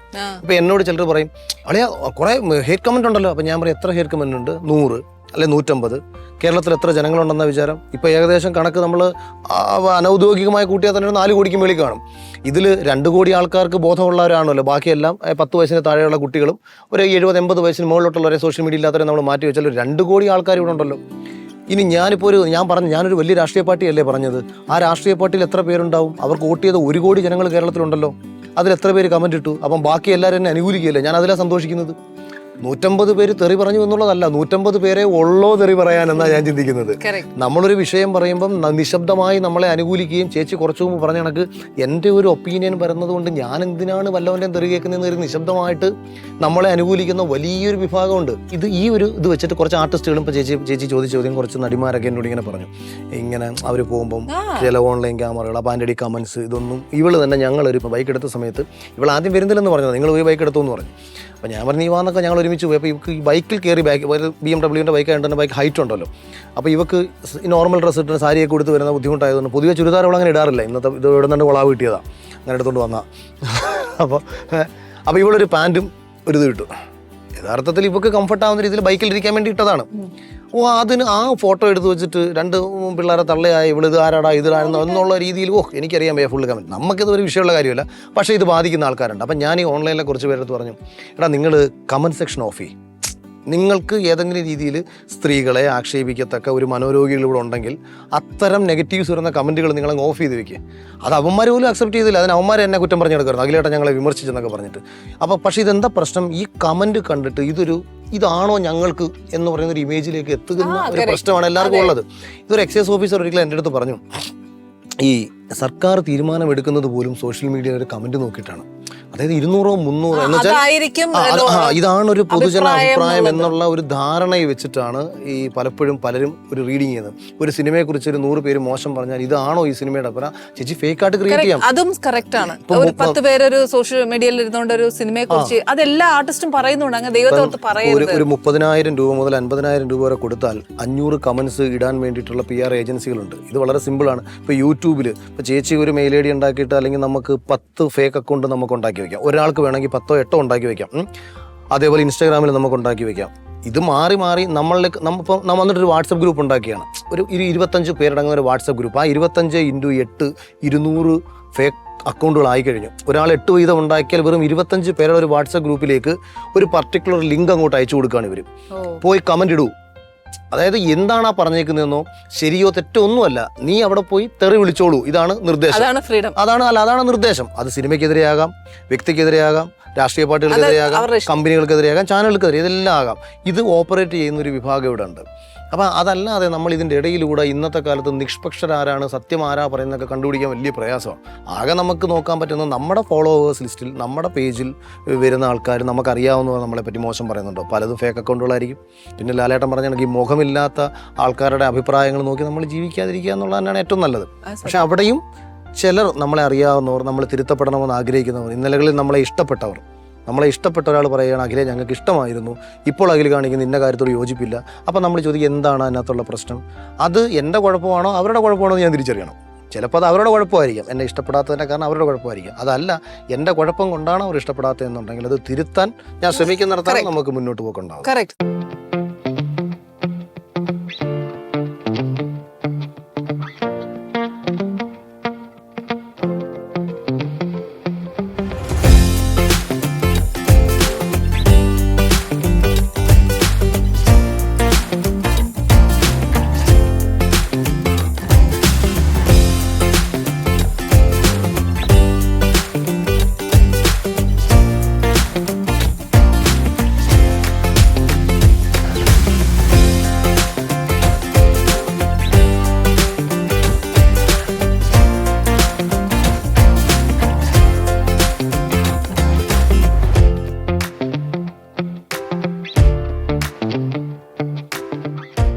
കൊള്ളാൻ ചേച്ചി, നല്ല ടേസ്റ്റ് ഉണ്ട്. തേങ്ങാപ്പാലല്ല, കശുവരനട്ടല്ല, ക്രീമും ചീസും എല്ലാം കൂടെ ചെയ്തിട്ട് ബട്ടർ റൈസിൻ്റെ കൂടെ ഇല്ല, റൈസിൽ ഗാർലിക് ഇല്ല, വെറും ബട്ടർ റൈസ്. ഇതിലില്ലേ? അതിലുണ്ട്. പൊതുവേ പുറത്തുനിന്ന് കുറവാ. ഞാൻ പുറത്തുള്ള ഭക്ഷണം വളരെ എന്താ മോൾക്ക് ഏറ്റവും കൂടുതൽ ഇഷ്ടം ചെയ്യാൻ കുക്കിംഗ്? എനിക്ക് പേഴ്സണലി എനിക്ക് ഇഷ്ടം നോർത്ത് ഇന്ത്യൻ ഫുഡാണ്. ഇവിടെ അണ്ണനെ പിടിക്കത്തില്ല നോർത്ത് ഇന്ത്യൻ ഫുഡ്. പക്ക നാടൻ ചോറ്. പിള്ളേർക്ക് ഞാൻ എന്തുണ്ടാക്കി കൊടുത്താലും ഇഷ്ടല്ലേ? അമ്മയുടെ ടേസ്റ്റ് മതി, അമ്മയുടെ ടേസ്റ്റ് മതി. പിള്ളേരും അത് തന്നെ, അവരുടെ ഫ്രണ്ട്സിനും അത് തന്നെ. സാറ്റർഡേ സൺഡേ ഫ്രണ്ട്സ് എല്ലാം കാണും, വീട്ടിലേക്ക് കൊണ്ടുവരും. 10-40 പിള്ളേരുണ്ട് ഇപ്പം. നല്ലതല്ലേ? ഞാൻ എന്റെ പിള്ളേരൊക്കെ ചെറുതായിരുന്നപ്പോ ഇത് തന്നെയായിരുന്നു വീട്ടില്. ഇതൊരു എന്താ പറയാ 12th വരെയൊക്കെ ഈ പരിപാടി നടക്കും കേട്ടോ. പിള്ളേർ ഭയങ്കര പ്രൗഡാ. അത് ചോദിക്കത്തില്ലേ? സാറ്റർഡേ പാർക്കിൽ പോകുന്നതിന് മുമ്പ് ഇന്ന് ഇത് ഉണ്ടാക്കണേ പ്ലീസ്. പിള്ളേരെ വിളിച്ചുകൊണ്ട് വന്നിട്ട് ഒന്ന് ഷൈൻ ചെയ്യാ, ഇതൊക്കെ ഉള്ളതല്ലേ? കറക്റ്റ്. ഇത് പിള്ളേർക്ക് ഇഷ്ടം. അഖില കുക്ക് ചെയ്യോ? അഖിലോടല്ല ചോദ്യം, ഞാൻ ചെയ്യും. ചോദിച്ചില്ല, ഞാൻ അവിടെ പക്ഷെ 1/2 കിലോ ചിക്കന് 1 ലിറ്റർ എണ്ണ എടുത്ത് അടുക്കളയെ മൊത്തം കുളമാക്കി അതിനിപ്പോ നമ്മൾ ചെയ്ത് തീർക്കുന്ന ഏറ്റവും നല്ലത് അല്ലേ? എന്തായാലും ഇപ്പൊ അഖിലിനൂടെ ഫുൾ സപ്പോർട്ടാണോ കൂടെ? ഞാൻ പണ്ടേ ഈ സിനിമയെക്കാട്ടിലും കൂടുതൽ സപ്പോർട്ട് രാഷ്ട്രീയത്തിലേക്കായിരിക്കും. സിനിമയൊന്നും എനിക്ക് ഇഷ്ടമല്ല. സിനിമ ഇഷ്ടമല്ലേ ചേച്ചി? ഡയറക്ടർ ആവുന്നത് എനിക്ക് അതിനെപ്പറ്റി വലിയ അറിവില്ലാത്തോണ്ടാണോ അതോ എന്റെ ക്യാരക്ടറായിട്ട് പോവാത്തോണ്ടോ? എനിക്ക് രാഷ്ട്രീയക്കാരൻ അതാണ് ഇഷ്ടം അല്ലേ? നല്ല അഖിൽ ശരിക്കും ഒരു പൊളിറ്റീഷ്യൻ ആയി കഴിഞ്ഞാൽ നമ്മുടെ നാടിന് വേണ്ടി എന്തായിരിക്കും അഖിലിന്റെ വ്യൂ പോയിന്റിലേക്ക് എന്തെങ്കിലും ഒന്ന് നല്ലത് ചെയ്യണം എന്ന് തോന്നിയാൽ എന്തായിരിക്കും? അല്ല, ബേസിക്കലി ഇവിടെ നമ്മുടെ നാട്ടില് ഏറ്റവും നല്ല പൊതുപ്രവർത്തക നേതാവ് എന്നൊക്കെ പറയുന്നത് ഈ സാധാരണ നമ്മൾ നോക്കിക്കഴിഞ്ഞാൽ ഒന്നും ചെയ്യിക്കാതിരിക്കുന്നവന്മാരാണ് ഇവിടുത്തെ പൊതുവെ നല്ല നേതാക്കന്മാർ. ആരെങ്കിലുമൊക്കെ പദ്ധതികൾ കൊണ്ടുവന്ന് അതെങ്ങനെ ഇല്ലാതാക്കി ലീഡർ ആവുന്നവരാണ് ഭൂരിഭാഗവും. അൾട്ടിമേറ്റ്ലി ജനങ്ങളുടെ നീഡ് അറിയുക. ഇപ്പം ഞാൻ എപ്പോഴും പറയും, ഇപ്പം വളരെ സാധാരണക്കാരന്മാർക്ക് ജീവിക്കാനുള്ളത് എന്താണെന്നാണ് ഏറ്റവും മെയിനായിട്ട് തിരിച്ചറിയേണ്ടത്. ഇപ്പം നമ്മൾ ഭയങ്കര വികസനപരമായിട്ടുള്ളൊരു കാര്യം കൊണ്ടുവന്നു എന്ന് പറയും. ഇപ്പോൾ ഞാൻ പണ്ട് എഴുതിയൊരു ഫേസ്ബുക്ക് പോസ്റ്റാണ്, ഇപ്പം കൊച്ചിയിൽ മെട്രോ കൊണ്ടുവന്നു. ഇപ്പം എൻ്റെ നാട് കൊട്ടാരക്കര കോട്ടാത്തല. അവിടുത്തെ സാധാരണക്കാരൻ്റെ പ്രശ്നം പാറമടയിൽ തൊഴിൽ ഇല്ലാണ്ടായി, കശുവണ്ടി മേഖലയിൽ തൊഴിലില്ലാതായി. അപ്പോൾ അവനോടാണ് ഒരു നേതാവ് അവൻ്റെ മുന്നിൽ നിന്ന് പ്രസംഗിക്കുകയാണ്, ഞങ്ങൾ കൊച്ചിയിൽ മെട്രോ കൊണ്ട് വന്നില്ലേ. ഇവനെന്താണ് ഇതുകൊണ്ട് കാര്യം? നിങ്ങൾ എൻ്റെ പാറമടയിൽ ഞാൻ പൊക്കൊണ്ടുവന്ന ജോലി ഇല്ലാതാക്കില്ലേ, അല്ലെങ്കിൽ കശുവണ്ടി മേഖല ഇല്ലാതായില്ലേ, അല്ലെങ്കിൽ മറ്റ് അവനെ നേരിട്ട് ബാധിക്കുന്ന പ്രശ്നങ്ങളെ അഡ്രസ്സ് ചെയ്യാതെ മറ്റു കാര്യങ്ങൾ ചെയ്യുന്നിടത്ത് കാര്യമില്ല. എന്നാൽ അത് ചെയ്യണം, പക്ഷേ അതോടൊപ്പം തന്നെ ഇപ്പുറത്തെ കാര്യമാണ് നമ്മൾ ശ്രദ്ധിക്കേണ്ടത്. അപ്പോൾ അവിടെ നിന്ന് നമ്മൾ ഇവരെ അപ്ലിഫ്റ്റ് ചെയ്യാൻ പറ്റും. പിന്നെ ഇവർക്ക് വാഗ്ദാനങ്ങൾ ദൈവം ഇത് കൊടുക്കാതിരിക്കുക. ഞാൻ ഒരു ബ്ലോക്ക് പഞ്ചായത്തിൽ സ്വതന്ത്രമായി മത്സരിച്ചപ്പോൾ പോലും ഞാൻ എഴുതിയത്, നമ്മൾ ആരെ പറഞ്ഞു പറ്റിക്കാതിരിക്കുക. രാഷ്ട്രീയക്കാരെ എനിക്ക് ഒരു രീതിയിലും വർക്കാവാത്ത ഏറ്റവും പ്രധാനപ്പെട്ട കാര്യം ജനത്തിനെ മുഖത്ത് നോക്കി പറഞ്ഞു പറ്റിയേക്കുക. നിങ്ങൾക്ക് ചെയ്യാൻ പറ്റിയില്ല, നിങ്ങൾ ചെയ്യണ്ട. എന്താ പ്രശ്നം ഇവിടെ? നമുക്ക് ചെയ്യാൻ പറ്റുന്നതേ ചെയ്യാൻ പറ്റൂ. അപ്പം അവരെ ദൈവം ഇത് സാധാരണക്കാരനെ പറ്റിക്കാതിരിക്കുക. ഇത് ഞാൻ ഒരു മനുഷ്യനെ എൻ്റെ ലൈഫിൽ ഞാൻ പറ്റിക്കത്തില്ല. എനിക്ക് ചെയ്യാൻ പറ്റുമോ? ഞാൻ 100% ചെയ്യും. ശരിക്കും ഒരു രാഷ്ട്രീയത്തിൽ ഇറങ്ങുകയാണെങ്കിൽ ഒരു ഭയങ്കര ഒരു വിഷനുള്ള ഒരു ലീഡർ ആയിരിക്കണം രാഷ്ട്രീയത്തിൽ വരുന്നതെന്ന് ഞാൻ എപ്പോഴും പറയും, എപ്പോഴും വിഷണറി ആയിരിക്കണം. ഇപ്പം നമ്മൾ ഡൽഹിയിൽ ചെന്ന് കഴിഞ്ഞാൽ അവിടുത്തെ നിരത്തുകൾ നമ്മൾ നോക്കണം. റോഡുകൾക്ക് വീതി കൂട്ടാനുള്ള സ്പേസിലാണ് ബ്രിട്ടീഷുകാരെ 100 വർഷങ്ങൾക്ക് മുമ്പ് ഇത് പ്ലാൻ ചെയ്ത് വെച്ചിരിക്കുന്നത്. അവൻ ചിലപ്പോൾ അന്നത്തെ റോഡ് ചെറുതായിരിക്കും, പക്ഷേ അവൻ അപ്പുറം ഇപ്പുറം അത്രയും, അതായത് ഡൽഹി ഇന്ത്യൻ തലസ്ഥാന നഗരി ആണെന്ന്, ഇതുപോലെ ഡെവലപ്പ് ആകുമെന്ന് 100 വർഷങ്ങൾക്ക് മുമ്പേ തിരിച്ചറിഞ്ഞിരിക്കുന്നു. നമ്മളിവിടെ ഒരു പക്ഷേ ഒരു 10-15 വർഷം മുമ്പ് ഉണ്ടാക്കിക്കുന്ന റോഡിൽ ചെന്ന് കഴിഞ്ഞാൽ അപ്പുറം ഇപ്പുറം മൊത്തം മുളച്ചു വന്നിരിക്കുന്ന കടകളാണ്. ഇവിടെ ഒരു സാധാരണക്കാരനോ അല്ലെങ്കിൽ ഒരു മീഡിയം ലെവലിൽ നിൽക്കുന്നവനോ ഒരു ബിസിനസ് തുടങ്ങി 10 വർഷം കഴിയുമ്പോഴത്തേക്ക് ഇത് പൊളിക്കാൻ വരികയാണ്. അപ്പോൾ എന്തുകൊണ്ടാണ്? വിഷണറി അല്ലവൻ. അതുപോലെ 10-20 വർഷം കഴിയുമ്പോൾ ജനത്തിനുണ്ടാകുന്ന മാറ്റത്തെ മുൻകൂട്ടി മനസ്സിലാക്കിയിട്ടൊരു പദ്ധതി കൊണ്ടുവരണം. അപ്പം നിസ്സാരം, ഇപ്പം നമ്മൾ ഒരുപാട് എതിർപ്പ് വന്നതാണ് നോട്ട് നിരോധനമൊക്കെ, പക്ഷേ എന്നാൽ പോലും നോട്ട് നിരോധനത്തിൻ്റെ ആഫ്റ്റർ എഫക്റ്റ് നമ്മൾ നോക്കുക. ക്യൂ നിന്ന് മരിച്ചു വീണു എന്ന് പറഞ്ഞ് അന്ന് അതിനെ ആക്ഷേപിച്ച ആൾക്കാർ ആരും ഒന്ന് ക്യൂ നിൽക്കുന്നില്ല. ബാങ്കിലെ ക്യൂ ഇല്ലാതായി, KSEBിലെ ക്യൂ ഇല്ലാതായി, പല സ്ഥലത്തെ ക്യൂ ഇല്ലാതായി, കടകളിൽ ഈവൻ ബാങ്കിലെ ജീവനക്കാർക്ക് പോലും സമാധാനമായി. വേറെ തിരക്കില്ലല്ലോ ബാങ്കിൽ. ഇങ്ങനെ പല രീതി. അപ്പം എന്തായിരിക്കും, എന്താണ് അതിന്റെ ചേഞ്ച് എന്ന് നമ്മൾ മനസ്സിലാക്കണം. അപ്പം അതുപോലെ ഒരു പദ്ധതി കൊണ്ടുവരുമ്പോൾ നമ്മൾ അതിനെ അടച്ചെതിർക്കുകയല്ല, ആക്ഷേപിക്കുകയോ എതിർക്കുകയല്ല വേണ്ടത്. ആഫ്റ്റർ എഫക്റ്റ് എന്താണ്? ഈ പദ്ധതി മൂലം എന്താണ് സംഭവിക്കാൻ പോകുന്നത്? ഒരു 3-4 വർഷം കഴിഞ്ഞ് നമ്മുടെ നാടിന് എന്ത് ചേഞ്ചാണ് ഉണ്ടാകാൻ പോകുന്നത്? നിങ്ങൾക്കിടയിലേക്ക് ഇത് എങ്ങനെയാണ് ഇത് ഇംപ്ലിമെൻറ്റ് ചെയ്യുമ്പോൾ സംഭവിക്കുന്ന മാറ്റങ്ങൾ എന്താണ്? ഇതാരും പറഞ്ഞു കൊടുക്കുന്നതുമില്ല. അപ്പം ഇതൊരു പ്രശ്നമാണ്. അപ്പം പദ്ധതികൾ കൊണ്ടുവരിക എന്നുള്ള മാത്രമല്ല, അത് ജനത്തിന് കൃത്യമായി മനസ്സിലാക്കി കൊടുക്കുന്നതിലും പലരും പരാജയപ്പെടുന്നുണ്ട്. പിന്നെ അഖിൽ ഇപ്പം ഏത് മേഖലയിൽ ഇറങ്ങിയാലും ലക്ഷ്മി ക്രിട്ടിസൈസ് ചെയ്യോ? സിനിമയാണെങ്കിലും രാഷ്ട്രീയമാണെങ്കിലും അതെന്തായാലും അറിയണ്ടേ? അങ്ങനെ അങ്ങ് പറയാം. ക്രിട്ടിസൈസ് ചെയ്യണമെങ്കിൽ പിന്നെ അറിയാം. എന്നാലും ഒരു ഭർത്താവ് ചെയ്യില്ലേ മോളെ? അല്ലെങ്കിൽ ഇന്ന പോലെ സിനിമയുടെ റിവ്യൂ പറയുന്ന പോലെ ഇരിക്കും ചേച്ചി. ചുമ്മാ വായി തോന്നിയ ഒരു അഭിപ്രായം. ജഗദീഷേട്ട പഴയ പടത്തെ നിങ്ങളുടെ അഭിപ്രായം ചോദിച്ചാൽ വായി തോന്നിയ അഭിപ്രായം എന്ന് പറഞ്ഞിട്ട്. എന്നാലും ചെയ്യില്ലേ ആസ് എ വൈഫ് എന്ന നിലയ്ക്ക്? ഇപ്പം അതിന്റെ വ്യൂ പോയിന്റില് ലക്ഷ്മിയുടെ വ്യൂ പോയിന്റ് അറിയില്ല. ഇതുവരെ ഒന്നും അപ്സെറ്റ് ആക്കിയിട്ടില്ല. ഇല്ല, അല്ല ഓപ്പൺ ആയിട്ട് ലക്ഷ്മി പറയില്ലേ ഇന്നത് ചെയ്തത് ശരിയല്ലാന്നോ, ഇത് ശരിയല്ലാന്നോ, അല്ലെങ്കിൽ അങ്ങനെ ചെയ്യാൻ പാടില്ലെന്നോ, അല്ലെങ്കിൽ എന്തെങ്കിലും പറയില്ലേ ചെയ്തത് തെറ്റാണെന്നോ? ഇല്ല ചേച്ചി, ഞാൻ പറഞ്ഞില്ല അങ്ങനെ ഒരു ക്യാരക്ടർ അല്ല. വീട്ടിൽ വന്നൊന്നും പറയേല. അതല്ല, നമ്മളിപ്പോ ചെയ്യുന്ന പ്രവൃത്തിയിൽ എനിക്കൊരു കുറ്റബോധം തോന്നിയിട്ടില്ല ഇതുവരെ. Very good, perfect. അപ്പൊ ഇപ്പൊ എന്തെങ്കിലുമൊക്കെ ശരിയാണ് ചെയ്യുന്നത്. Very good. അങ്ങനെ ഒരു പ്ലസ് പോയിന്റ് ഉള്ളത് ഏറ്റവും. ഞാൻ ഒരിക്കലും അതുകൊണ്ട് വെറീഡ് അല്ല, ടെൻസ്ഡ് അല്ല. എന്താ പറയാ, ഇപ്പം പരാതികൾ പറയാനില്ല. ഇല്ല, ഞാൻ ആഗ്രഹിച്ചതുപോലൊക്കെ തന്നെ. ഞാൻ ഒരിക്കലും പറഞ്ഞിട്ടില്ല പൈസ ഉണ്ടാക്കണം, അല്ലെങ്കിൽ എനിക്ക് ഇന്ന ആവശ്യമുണ്ട്, എനിക്ക് അത് വേണം ഇത് വേണം എന്നൊന്നും പറഞ്ഞിട്ടില്ല. എനിക്ക് എന്റെ അന്തസ്സും മാനവും നഷ്ടപ്പെടുത്തരുത്. എന്റെ അണ്ണൻ കാരണം തല കുനിച്ച് നടക്കേണ്ടി വരരുത്. അതാണല്ലോ എല്ലാ വൈഫും ആഗ്രഹിക്കുന്നത്. Very good. എനിക്കല്ലാതെ ബ്രാൻഡഡ് സാധനങ്ങളോ അതോ ഇതോ അങ്ങനെ ഒന്നുമില്ല. Very good. ഞാൻ ശരിക്കും ഭയങ്കരമായിട്ട് സപ്പോർട്ട് ചെയ്യുന്നു. വൈഫാന്ന് പറയുമ്പം ഓക്കെ. അതാ എല്ലാ സ്ത്രീകളും അത് തന്നെ ആഗ്രഹിക്കുന്നുള്ളൂ. അദ്ദേഹത്തിന്റെ വൈഫാണെന്ന് അറിയുന്നതിൽ ഒരു അഭിമാനം അല്ലേ, അത് മതി. Very good. കുട്ടികളോടും അതാ പറയുന്നത്. Very good. അമ്മയും അവരിറങ്ങുമ്പോ ഓക്കെ തങ്കു പൊന്നിന്റെ അച്ഛനാണെന്ന് പറയുമ്പോ നമുക്കൊരു ഇതുണ്ടാവും. ഞാനത് ബിഗ് ബോസിൽ ലാലേട്ടൻ ചോദിച്ചപ്പോ എന്തോ ചോദിച്ചപ്പോ ഞാൻ പറഞ്ഞു, ഈ എല്ലായ്പ്പോഴും ഞാൻ പണ്ടും ഫേസ്ബുക്കിൽ എഴുതും, മക്കൾക്ക് വേണ്ടി ജീവിക്കുന്ന രക്ഷകർത്താക്കളാണ് നാടിന്റെ ശാപം. 100%.